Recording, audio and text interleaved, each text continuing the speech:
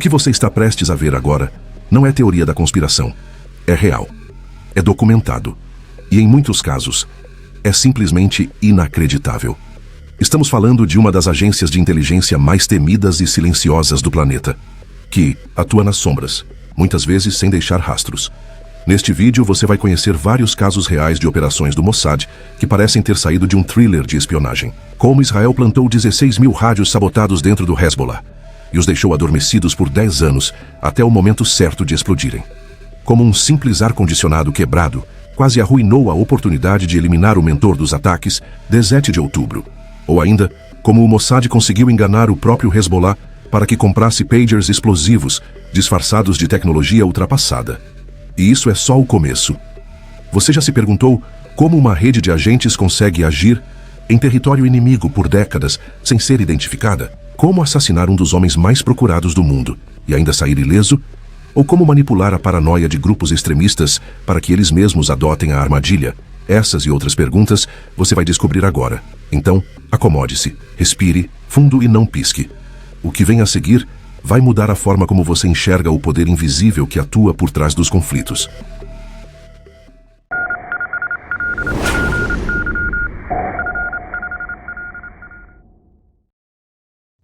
Espiões de verdade não são como nos filmes, cheios de aparelhos modernos e tiroteios coreografados. Eles são mestres na arte de desaparecer em plena vista. Esse jogo não é de pressa, é de paciência. Pode levar meses, ou anos, ou, como neste caso, uma década inteira. Imagine isso. Você vive sua vida achando que está seguro, até que de repente chega um aviso que não vem por carta, nem por bilhete. Vem em forma de explosão silenciosa. O Mossad não manda recado. Ele manda uma mensagem implícita. Estamos observando, estamos esperando e não há escapatória, nem mesmo para fantasmas. E por falar em fantasmas, Imad Mugnieh era o mais temido deles. Ele era do tipo que deixava rastro de sangue. Desde jovem já impunha terror. Em Beirute, liderava uma gangue violenta que dizia fazer justiça com as próprias mãos, espancando traficantes e agredindo mulheres sob o pretexto de aplicar a lei islâmica. Mas isso era só o início. Aos 21 anos, ele já era o número 2 do recém-formado grupo terrorista Hezbollah. Meses depois, orquestrou 2 atentados que entraram para a história pela brutalidade. 191 fuzileiros navais americanos morreram em uma única explosão no aeroporto de Beirute. E se você pensa que ele parou por aí, não. Mugnieh se especializou em sequestros, e seu alcance não conhecia fronteiras. Passou a perseguir judeus e israelenses ao redor do mundo como se caçasse fantasmas. Irônico, não? Israel sabia. Ele precisava ser eliminado. Mas como se elimina alguém que praticamente não existe? Durante mais de 20 anos, a única imagem disponível de Mugnieh era uma foto velha e embaçada. Nenhuma agência, nem mesmo o temido Mossad, conseguia localizá-lo. Chegaram a tentar iscas, como assassinar o irmão dele, também um agente, do Hezbollah, na esperança de que o fantasma aparecesse no funeral. Ele não apareceu, nem sinal. O enterro foi silencioso e os espiões voltaram para casa de mãos vazias. Mas o acaso e o ego pregariam uma peça no Hezbollah. Em 2004, Israel matou Galeb al-Wali, um dos altos comandantes do grupo. O Hezbollah, tentando transformar a perda em propaganda, produziu um vídeo homenageando o mártir. Grande erro! O Mossad, que não desperdiça uma oportunidade, obteve o vídeo e começou a analisá-lo quadro a quadro com atenção de cirurgião. E então, surpresa. Ao lado do líder supremo do Hezbollah, Hassan Nasrallah, lá estava ele, Imad Mugnieh. Pela primeira vez em décadas, o fantasma tinha rosto e estava em carne e osso. A aparição mudou tudo. Agora sabiam como ele era. E se estava ao lado de Nasrallah, provavelmente estava no Líbano. Agentes do Mossad conseguiram invadir arquivos do governo iraniano. Ali, entre milhares de documentos, encontraram o que procuravam. Mugnieh estava vivendo em Damasco, capital da Síria, usando um nome falso, desde 2006. Era a brecha que Israel esperava. Mas não seria fácil. Damasco não é território neutro. É inimigo declarado. A segurança síria é rígida, vigilante e violenta. E todos sabem o destino de um espião israelense capturado ali. Não é nada bonito. Enviar agentes para o coração da Síria seria uma jogada suicida. Então Israel fez o impensável. Pediu ajuda aos Estados Unidos. Você pode estar se perguntando, mas os americanos não têm uma política contra assassinatos em solo estrangeiro? Ótima pergunta. Tem sim. A CIA costuma evitar esse tipo de operação em países com os quais Washington mantém relações diplomáticas, como era o caso da Síria em 2006. Mas uma coisa é a política oficial, outra é a política real. Na prática, os Estados Unidos tinham seus próprios motivos para querer Mugnier fora do mapa. Entre eles, o fato de que ele vinha financiando ataques contra tropas americanas no Iraque.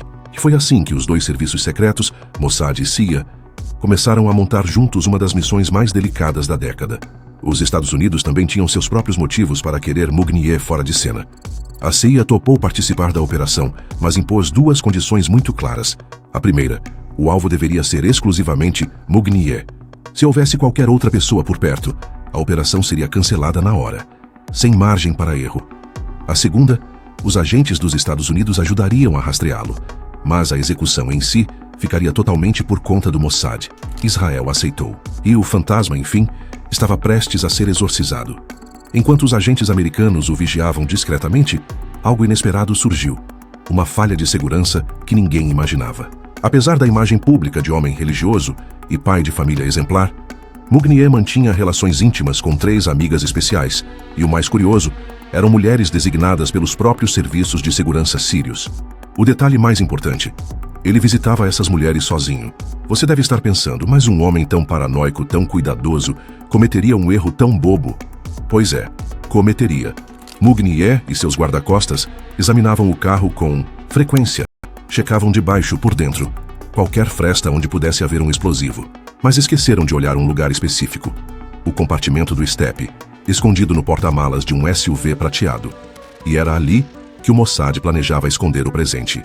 Um explosivo discreto, silencioso e cirurgicamente preciso, desenhado para eliminar apenas o alvo, sem causar dano colateral.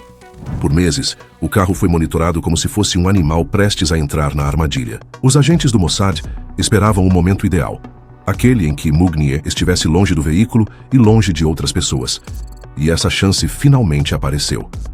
Numa noite fria, enquanto ele se encontrava com uma de suas amantes, os agentes israelenses entraram em ação. Substituíram discretamente a tampa do estepe por uma idêntica, mas que escondia um dispositivo de detonação ajustado para máxima precisão. O plano estava montado. Agora era só esperar o momento certo para apertar o botão. E foi isso que fizeram. Esperaram. Durante semanas, os dedos ficaram suspensos, prontos para agir. Por 32 vezes, estiveram prestes a acionar a bomba. E recuaram no último segundo. Em algumas ocasiões, Mugnier entrou no carro rápido demais. Em outras, estava perto de civis. O compromisso com os Estados Unidos era claro. Somente o fantasma deveria morrer. Nenhum inocente, nenhum aliado. Nada de efeitos colaterais. Em 12 de fevereiro de 2008, Mugnier havia acabado de sair de uma reunião com oficiais da inteligência síria e membros do Hezbollah. Desta vez, sozinho. Caminhou tranquilamente até o carro. Abriu a porta. Entrou. Era o momento. O botão foi pressionado. A explosão foi precisa. Apenas um final rápido e definitivo. 30 anos de perseguição terminaram em um clique. Dubai. Para muitos, o paraíso dos milionários no Oriente Médio. Um cenário de luxo extravagante com arranha-céus que parecem desafiar as leis da física, pistas de esqui dentro de shoppings e águas turquesa que parecem saídas de um filtro do Instagram. Mas por trás dessa fachada reluzente, escondem-se também alguns dos personagens mais perigosos do submundo internacional. Entre eles, Mahmoud al-Mabhouh. Procurado por Israel há mais de 2 décadas, Mahmoud não era só mais um nome em uma lista. Era um símbolo. Desde os anos 80, quando sequestrou e matou 2 soldados israelenses, seu nome passou a figurar entre os mais perseguidos. E o mais impressionante, ele não demonstrava nenhum arrependimento. Pelo contrário, dizia que só lamentava não ter puxado o gatilho com as próprias mãos. Décadas depois, ele havia se tornado o coordenador das remessas de armamento do Hamas. Era o elo entre o Irã e a faixa de Gaza. O homem que fazia as armas cruzarem fronteiras para serem usadas contra civis e soldados israelenses. Israel sabia, era hora de detê-lo. Mas havia uma pergunta essencial. Onde? Mahmoud era um nômade do submundo. Circulava entre Síria, China, Irã e Sudão, países hostis a qualquer operação israelense. Mas havia um ponto em comum em sua rotina: Dubai. Em 2009, os Emirados Árabes Unidos ainda mantinham relações distantes com Israel. Não era um território amigo, mas, curiosamente, era o lugar mais viável para agir. Por ali, passavam milhares de turistas todos os dias, o que permitia ao Mossad se misturar, camuflado entre malas de luxo e perfumes importados. Além disso, a segurança local, embora eficiente, não era tão robusta quanto a do Irã ou da Síria. O raciocínio era simples: se algo desse errado, talvez a investigação não fosse tão longe. Mas esse foi o primeiro engano. No fim de 2009, uma equipe do Mossad desembarcou em Dubai. A missão era clara: seguir Mahmoud, entender sua rotina, identificar padrões. Os agentes chegaram com passaportes falsos, ou melhor, passaportes reais de pessoas reais, que nem desconfiavam que estavam sendo usadas numa operação secreta. Pouco tempo depois eles voltaram. Agora com outro objetivo: eliminar Mahmoud. O método escolhido? Envenenamento. Só que nada saiu como planejado. O veneno não matou, só provocou um leve mal-estar. Mahmoud sequer desconfiou que havia sido alvo de uma tentativa de assassinato. E o Mossad? Voltou para casa com a certeza de que teria que tentar novamente. Janeiro de 2010. Pela terceira vez, os agentes retornaram a Dubai e, surpreendentemente, usaram os mesmos passaportes e os mesmos nomes falsos de antes. Sem saber em qual hotel Mahmoud ficaria, o grupo se dividiu. Cada equipe se hospedou em um ponto diferente da cidade. Alguns pagaram em dinheiro, mas outros usaram cartões de débito emitidos por uma empresa israelense. Agora imagine o rastro que isso deixou. Era como deixar um mapa nas mãos dos investigadores. Como se não bastasse, a comunicação entre os agentes também exigia cautela. Evitaram se ligar diretamente. Em vez disso, cada um telefonava para uma central na Áustria, que funcionava como uma espécie de central telefônica fantasma, redirecionando as chamadas entre eles. Parecia sofisticado, mas deixava um rastro técnico fácil de rastrear. E mesmo com todos esses riscos, o disfarce estava montado. Os agentes mudavam de aparência como personagens de um filme. Perucas, óculos, figurinos, até tenistas infiltrados no lobby de hotéis. Dubai, diferente do que imaginaram, estava vigiando tudo. Elevadores, recepções, corredores, todos os movimentos eram registrados pelas incontáveis câmeras de segurança. Eles estavam sendo filmados o tempo todo. 6 horas. Foi só isso o tempo que Mahmoud al-Mabhouh teve em Dubai antes de a operação do Mossad entrar em ação. Era noite quando a equipe de agentes israelenses invadiu discretamente o quarto do hotel. Trancaram a porta por dentro. Agiram com precisão cirúrgica. Em apenas 20 minutos o serviço estava feito e eles desapareceram. Na manhã seguinte, Mahmoud foi encontrado estirado na cama, aparentemente vítima de um infarto fulminante. Um azarado turista que morreu em pleno descanso. Ou pelo menos foi o que pensaram os primeiros seguranças do hotel. O passaporte apresentava um nome qualquer. O corpo foi levado ao necrotério, como tantos outros. Nenhum alarme soou. Nenhuma suspeita imediata. O caso parecia encerrado. Até que o Hamas começou a desconfiar. Mahmoud não atendia mais o telefone. Não dava sinal de vida. E alguém como ele não podia simplesmente sumir de férias. Algo estava errado. Foi um agente do Hamas quem vasculhou necrotérios e delegacias em Dubai até encontrar o corpo. E foi aí que o disfarce caiu por terra. Aquele turista morto não era turista. E aquele infarto não tinha nada de natural. Era um trabalho do Mossad. A bomba não explodiu só no quarto de Mahmoud. Ela explodiu diplomaticamente. Os serviços de segurança de Dubai ficaram furiosos com o Hamas por transformar a cidade em palco de operações clandestinas. E claro, com Israel, que executou um assassinato no coração de um país estrangeiro, sem pedir licença a ninguém. As autoridades começaram a investigar, e logo perceberam que algo maior havia acontecido.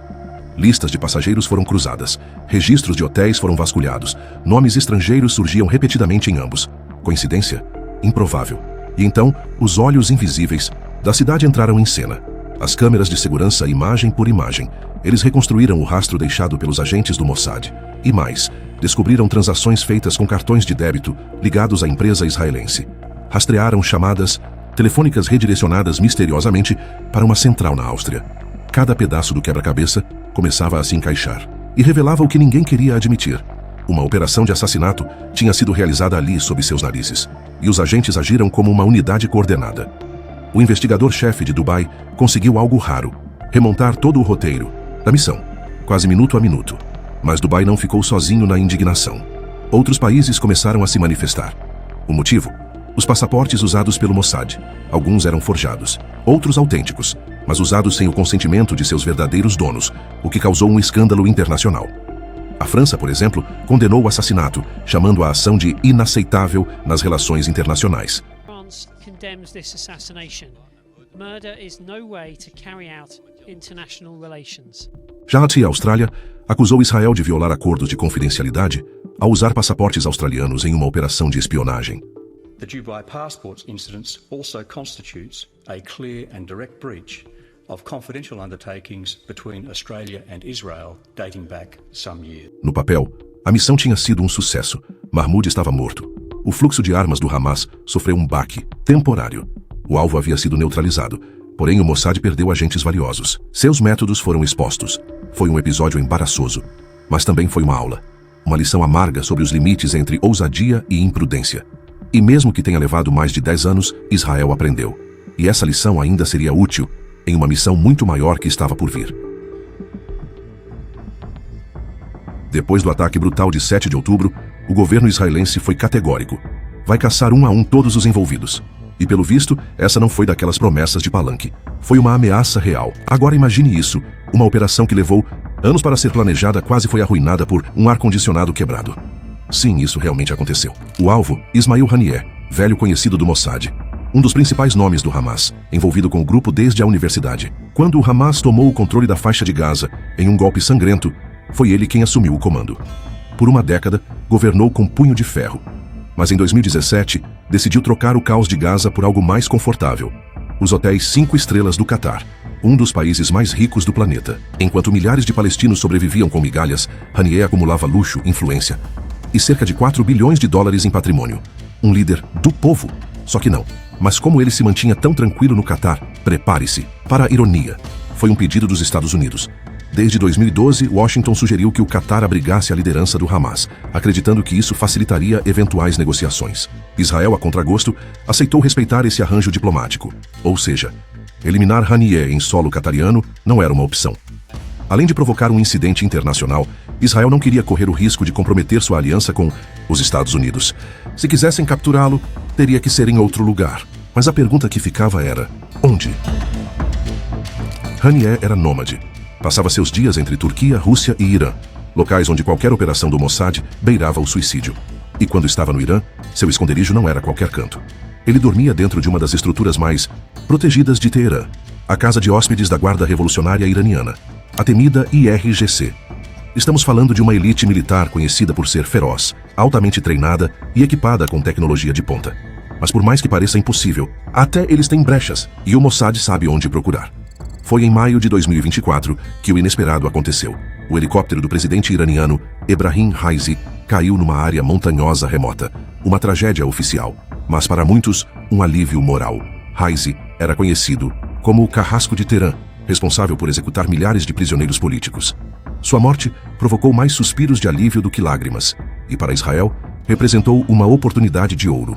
Com a morte de um chefe de Estado, o Irã teria que organizar 2 eventos solenes: o funeral oficial e a posse do novo presidente. E claro, Ismail Haniyeh, figura da rede de influência iraniana, estaria lá presencialmente. Israel tinha poucas semanas para agir, e foi o que fizeram. Alguém infiltrado, até hoje não se sabe quem, conseguiu contrabandear um dispositivo explosivo para dentro da Casa de Hóspedes da Guarda Revolucionária. O alvo, o quarto de Haniyeh. Alguns dizem que o artefato foi colocado logo após a queda de Raisi. Outros afirmam que foi instalado poucos dias antes da detonação. O fato é que enquanto as cerimônias oficiais aconteciam em Teherã, agentes do Mossad já estavam posicionados, aguardando o momento exato para acionar o dispositivo. E então, o improvável aconteceu. O ar-condicionado quebrou. E se você acha... Isso um detalhe, pense de novo. Julho no Oriente Médio é escaldante. Até mesmo um líder extremista precisa de ar gelado. Haniyeh saiu do quarto para pedir o conserto. E por um instante, todo o plano esteve prestes a desmoronar. Os agentes temiam que ele fosse realocado para outro quarto, o que comprometeria completamente a operação. Mas, por sorte, ele voltou para o mesmo quarto e não ficou por muito tempo.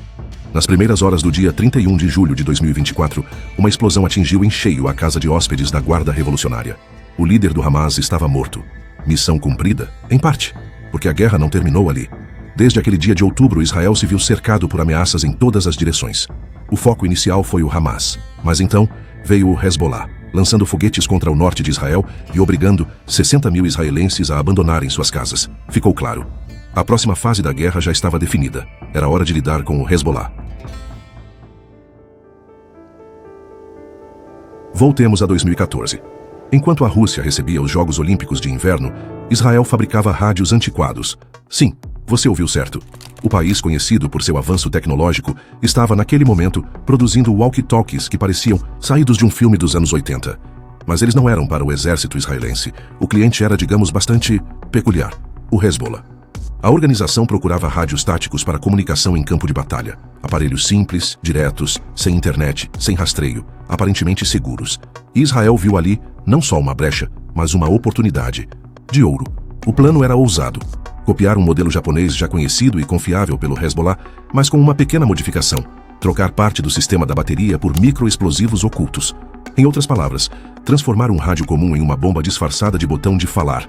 Para isso, o Mossad criou uma rede elaborada de empresas de fachada, com nomes, sites, registros e toda a documentação necessária para parecer legítima. Resultado: venderam 16 mil rádios comunicadores para membros do Hezbollah. E então, esperaram. Durante 10 anos inteiros, nada aconteceu. Os aparelhos estavam lá, nos bolsos, mochilas e veículos do Hezbollah. Adormecidos, silenciosos, inofensivos. Ou assim pareciam. Era como ter colocado milhares de espiões infiltrados estilo KGB, cada um aguardando o sinal de ativação. Anos depois, uma agente do Mossad teve um estalo. E se a gente fizesse o mesmo com pagers? Pode parecer estranho, mas faz sentido. Os pagers, aqueles aparelhinhos de bolso da década de 90, são considerados hoje relíquias tecnológicas. Mas para organizações terroristas, eles têm um atrativo irresistível. Não podem ser hackeados. Não transmitem, só recebem mensagens. E por isso, são praticamente invisíveis para rastreamento eletrônico moderno. A princípio, o Mossad descartou a ideia. Disseram que quase ninguém no Hezbollah ainda usava pager, o que não justificava o investimento. Mas o jogo virou. A cúpula do Hezbollah começou a desconfiar cada vez mais dos celulares, hackeáveis, rastreáveis, vulneráveis. A paranoia cresceu. E com ela cresceu também a janela de oportunidade.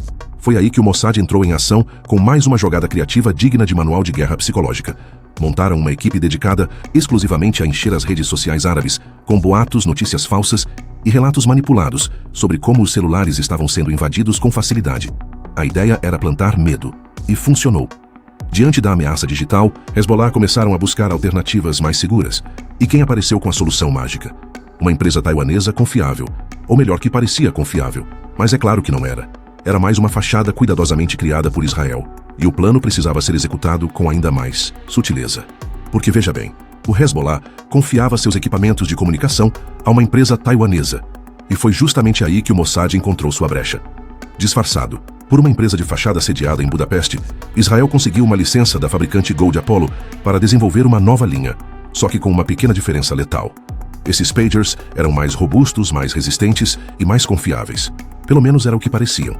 Mas dentro da bateria, havia um detalhe que não constava no manual técnico: o explosivo. Nada de destruição em massa, nada de explosões grandiosas. O raio de ação era mínimo, o suficiente para atingir apenas quem estivesse carregando o aparelho. O Mossad não deixou nada ao acaso. Eles testaram quais toques de chamada seriam mais instintivos, quais gerariam reação mais rápida. Cronometraram o tempo que uma pessoa levava entre ouvir o bip e checar a mensagem. Tudo milimetricamente calculado para garantir que o alvo estivesse segurando o pager no momento da ativação. Mas só criar o dispositivo não bastava. Eles precisavam convencer o Hezbollah a comprá-lo. E foi aí que entraram as redes sociais. Israel voltou a usar sua especialidade em desinformação digital. Criou anúncios, vídeos bem produzidos, divulgados em canais estratégicos no YouTube e fóruns árabes. Os pagers passaram a parecer uma novidade irresistível e até clientes reais começaram a demonstrar interesse. Mas o Mossad não queria clientes comuns. Quando alguma empresa de verdade tentava comprar, eles afastavam com preços exorbitantes. A fachada precisava ser mantida. Enquanto isso, os agentes disfarçados fizeram ao Hezbollah uma oferta irrecusável. O primeiro lote era gratuito e para compras em grandes volumes ofereciam até desconto. A resposta? O Hezbollah aceitou na hora. Mordeu a isca inteira. No outono de 2023, milhares desses pagers foram distribuídos entre os combatentes. O plano funcionou. Mas Israel sabia que o tempo era curto. Um dos técnicos do Hezbollah começou a ligar os pontos.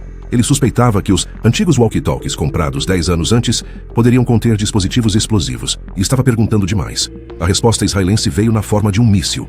Um ataque aéreo pontual, rápido, cirúrgico. O técnico nunca mais fez perguntas. Então, veio setembro de 2024. A inteligência de Israel descobriu algo que disparou todos os alarmes. O Hezbollah havia pedido ao Irã para examinar os pagers. Desconfiavam de que poderiam conter explosivos. Era agora ou nunca. 5 dias depois, numa tarde comum, uma mensagem criptografada foi enviada. Em segundos, os detonadores ocultos foram ativados. E então, explosões sincronizadas ecoaram por todo o Líbano. O país entrou em choque, mas Israel não tinha terminado.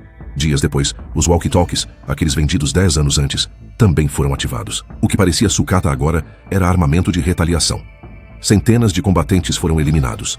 A rede de comunicação do Hezbollah virou pó. E o caos abriu espaço para algo ainda maior. Israel aproveitou o momento e fez o impensável.